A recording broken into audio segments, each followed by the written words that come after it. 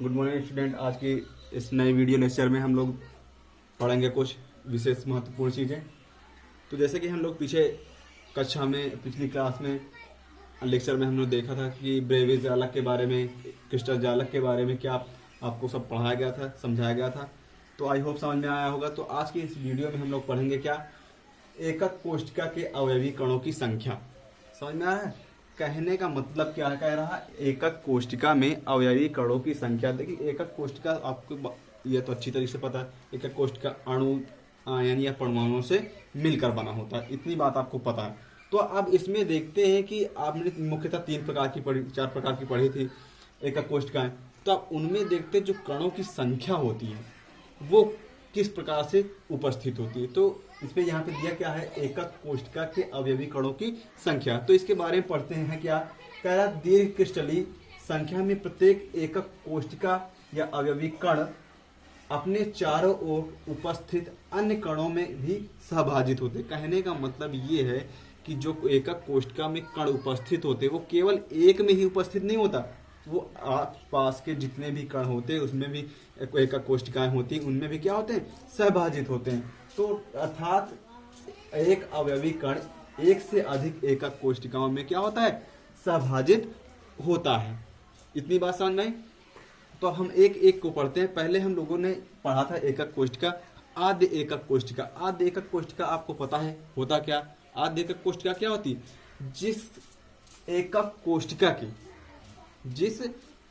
कोशिका के 8 कणों पर, 8 कोनों पर, एकक कोशिका में 8 कोनों पर कण उपस्थित होते हैं, उसे क्या कहते हैं, आद्य एकक कोशिका कहते हैं। क्या कहते हैं? जिस एकक कोशिका की चारों ऊपर और चारों नीचे, मतलब 8 कणों पर परमाणु या आयन या अणु उपस्थित होते हैं, उसे क्या कहते हैं, आद्य एकक कोशिका। तो इसके बारे में हम लोग आज पढ़ते हैं। इसमें होता क्या है, इसमें कणों की संख्या कितनी होती है। तो चलिए हम स्टार्ट करते हैं। पहले ये देखिए,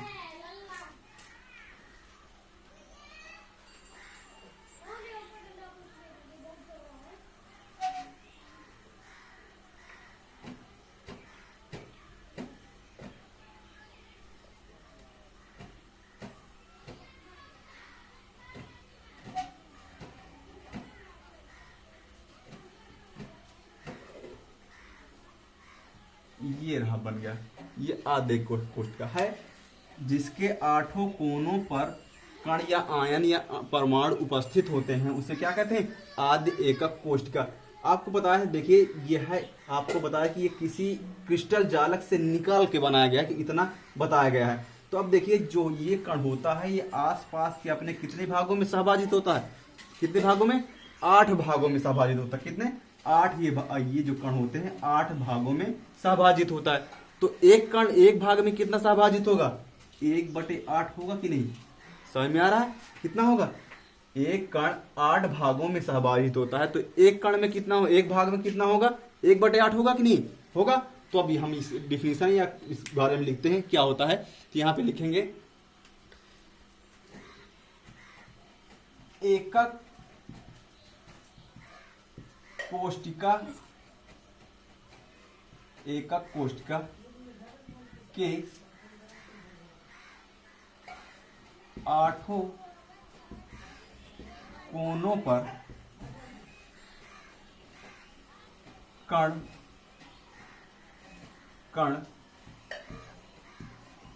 उपस्थित होते हैं। क्या होता है, 8 कण पे 8 कोनों पर उपस्थित होते हैं। अब यहाँ पे लिखना 8 कोण पर उपस्थित, ये 8 कोण पर उपस्थित है कि नहीं? तो इसमें लिखेंगे यह कण अपने आस पास 8 भागों में सहभाजित होता है। कितने भागों में सहभाजित होता है, 8 भागों में सहभाजित होता है। तब इसमें एक भाग में कितना सहभाजित होगा, अतः एक भाग में 1/8 भाग क्या होगा, भाग सहभाजित होगा। समझ में आया नहीं? बिल्कुल सिंपल सी बात है, एक बार फिर समझ लीजिए। कह रहा है जिस क्रिस्टल में, कहने का मतलब आद्य एकक कोष्टिका में 8 ये तो आपको पता है, आद्य एकक कोष्टिका में 8 कणों का कण उपस्थित होते हैं। तो अब यहाँ पे है कि 8 कणों पे कण उपस्थित, जो एक कण होता है वो अपने आसपास कितने भागों में सहभाजित हो, 8 भागों में। तो एक में कितना होगा, 8, 1/8 होगा या नहीं? तो यहाँ पे वही लिखा है कि एकक कोष्टिका में 8 कोनों पर कण उपस्थित होते हैं। यह कण अपने आसपास के कितने भागों में, 8 भागों में सहभाजित होते हैं। अतः एक भाग में कितना होगा, 1/8 भाग सहभाजित होता है। कितनी बात समझ में आई? अब देखिए, अब दूसरा देखते हैं क्या है। दूसरा यहाँ पे देखते हैं, जब क्या हो, जब एकक कोष्टिका के फलक के केंद्र पर कण उपस्थित होता है तब क्या होता है, ये देखते हैं। चलिए देखते हैं, ये देखिए।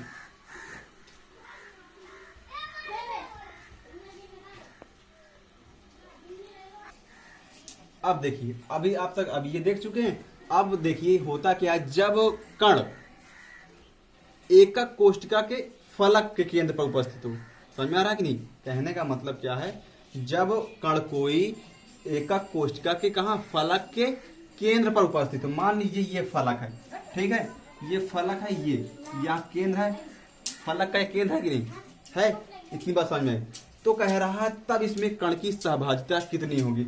देखिए ध्यान से देखेंगे, ये फलक का केंद्र है। जब फलक का केंद्र है तो इसमें क्या होगा, ये जो होगा आधा इस फलक में होगा, आधा इस फलक में होगा कि नहीं, आधा इस एकक कोष्टिका में होगा, आधा एक। अब देखिए यहाँ पे चाहे तो आप मान लीजिए ये, हाँ ये क्या है, फलक मान लीजिए, एक फलक है, इसका ये क्या है, ये फलक है, मान लीजिए ये केंद्र है। अब यहाँ कोई कण रखा जाए तो ध्यान से देखें, कोई कण रखा जाए, ये रख दिए किसी केंद्र, तो देखिए आधा भाग इधर है, आधा भाग इधर है या नहीं, दिख रहा है? समझ में आ रहा है कि नहीं? तो आधा भाग इस फलक में, एकक कोष्टिका में, आधा इस एकक कोष्टिका। कहने का मतलब ये है कि ये जो केंद्र पर फलक पर उपस्थित है, जो कण होगा, आधा इस एकक कोष्टिका में होगा, आधा इस एकक कोष्टिका में होगा। तो कहने का मतलब क्या है कि एक एकक कोष्टिका हमें किस में निकालना है, एक एकक कोष्टिका में। तो यहाँ पे लिखना है एक एकक कोष्टिका में कितना होगा, 1/8, 1/2 होगा कि नहीं? समझ में आ रहा है? आधा आधा होगा कि नहीं होगा? तो हम लिखते हैं। तो अब इसके बारे में क्या होता है कि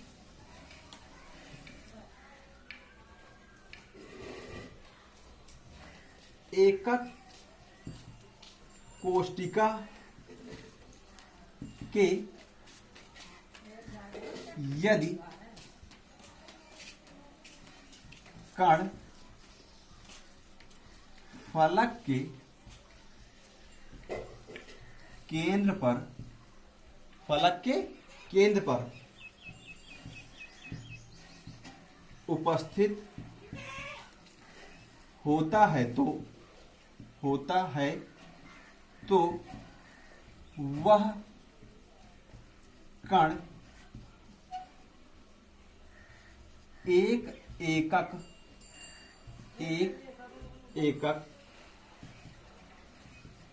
कोष्टिका में कितना भाग सहभाजित होगा, 1/2 भाग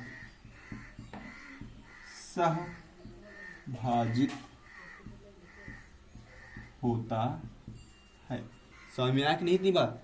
फिर एक बार समझ लीजिए, जब फलक के केंद्र पर उपस्थित होगा तो क्या होगा, आधा भाग इसमें होगा तो आधा भाग इसमें होगा। तो एक एकक कोष्टिका में कितना भाग सहभाजित होगा, 1/2 भाग सहभाजित होगा। समझ में आया इतनी बात? अब देखिए यहाँ पे आगे, अभी तक देखिए हमने फलक जो एकक कोष्टिका के 8 कोनों पर भी देखा, और उसके बाद फलक के केंद्र पर भी देखा। अब मान लीजिए जो एकक कोष्टिका है, एकक कोष्टिका के केंद्र पर जब कण उपस्थित हो तब उसमें एकक कोष्टिका में क्या सहभागिता होती, ये हम देखते हैं। चलिए, ये मान लीजिए एकक कोष्टिका आपकी है,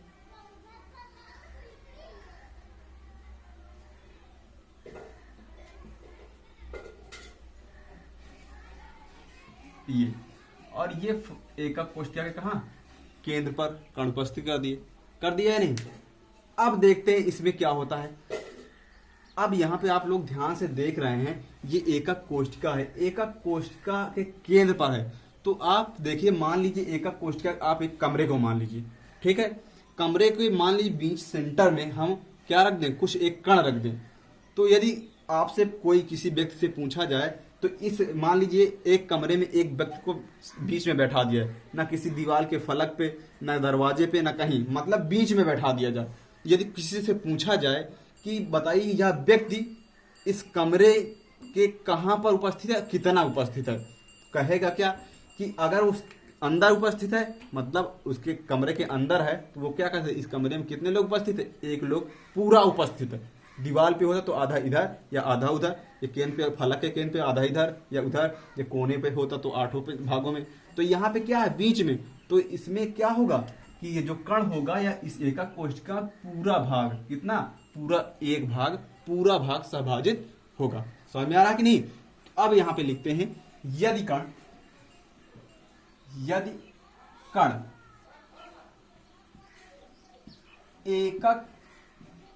एकक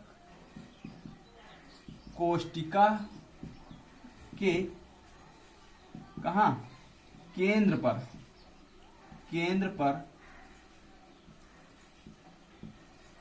उपस्थित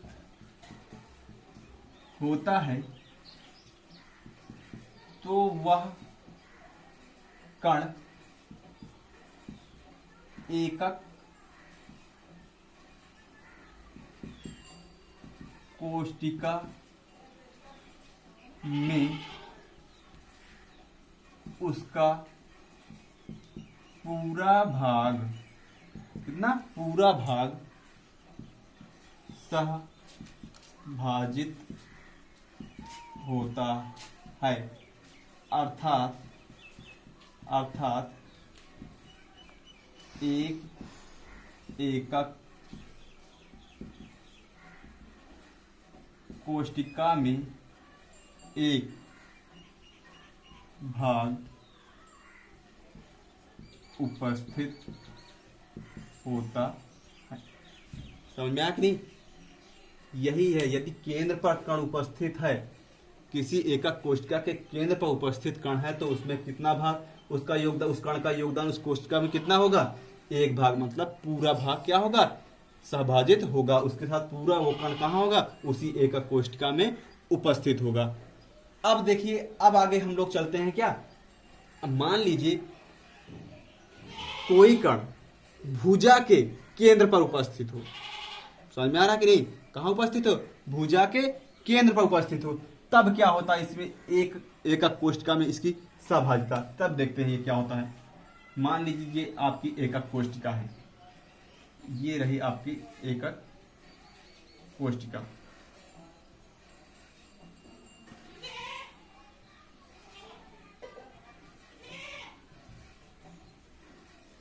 ये मान लीजिए भुजा है, क्या है, भुजा के केंद्र पर है।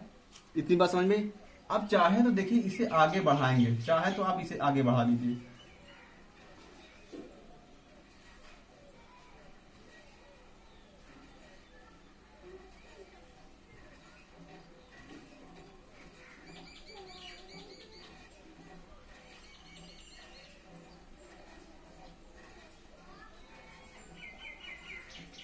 ये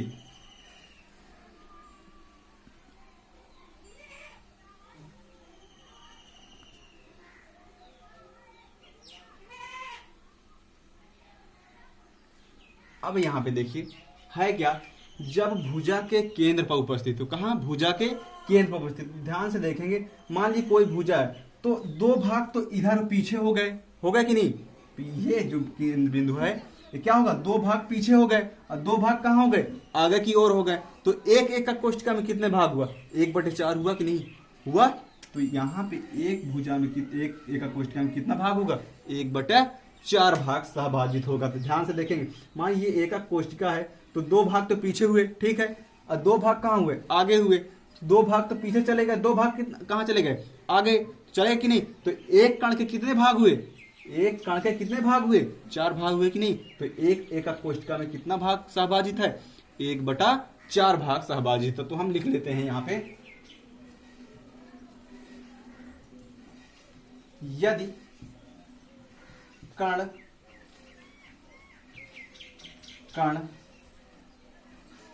भुजा के केंद्र पर उपस्थित हो तो एक एकक कोष्ठिका में कितना, 1/4 भाग सहभाजित होता है। समझ में आया इतनी बात। अब आगे देखते हैं इसके की। अब इसमें देखते हैं कि नेट कोष्ठिका में नेट कणों की संख्या कितनी होती है। तो यहाँ पे लिखा है नेट कणों की संख्या एकक कोष्ठिका में। समझ में आया इतनी बात। तो अब एक हमने कितने 4 प्रकार के एकक कोष्ठिकाएं पढ़े थे, क्या, एससीसी, बीसीसी, एफसीसी और ईसीसी, 4 प्रकार की एकक कोष्ठिकाएं पढ़े। तो अब उनमें देखता है कि नेट कणों की संख्या कितनी होती है। तो चलिए हम देखते हैं पहले क्या था, एससीसी आद्य एकक कोष्ठिका। क्या होता है एससीसी, क्या कहते हैं, आद्य एकक कोष्ठिका। तो एससीसी में होता क्या कि क्या होते, 8 कोनों पे क्या होते, कण उपस्थित होते। तो कुल यहाँ पे अवयवी कणों की संख्या कितनी है, कुल अवयवी कणों की संख्या कितनी है, 1 2 3 4 5 6 2 8। तो यहाँ पे कुल अवयवी कणों की संख्या कितनी है, 8। अब देखना है हमें क्या निकालना, एक कणों का एक एकक कोष्ठिका में कितना भाग निकला था। ये तो रहा 8 इंटू एकक कोष्ठिका में कितना था, 1/8। कितना था, 1/8। तो यहां से देखिए 8 से 8 ये कैंसिल हुआ, कितना बचा, 1 हुआ कि नहीं। तो यहाँ पे प्रभावी कणों की संख्या कितनी हुई, 1। कहने का मतलब क्या है, वो दिखते तो वास्तव में कितने हैं, 8, पर होते कितने हैं, कुल 1 कण होता है। कितना, 1 प्रभावी कण होता है। समझ में आया कि नहीं। अब हम आगे चलते हैं दूसरे में। दूसरा क्या आता है आपको पता है, क्या होता है, बीसीसी। बीसीसी का मतलब क्या होता है, 8 कोनों पे कण तो उपस्थित होते हैं, परंतु उसके जो होता है केंद्र पर भी कण उपस्थित होता है। समझ में आया। तो अब देखिए यहाँ पे ये रहा क्या, बीसीसी। समझ में आया। अब देखिए पहले तो 8 कोनों पे कण उपस्थित है, ये रहा 8 कोनों पे। समझ में आया, 8 कोने पे उपस्थित है, कोनों पे है, ये कोने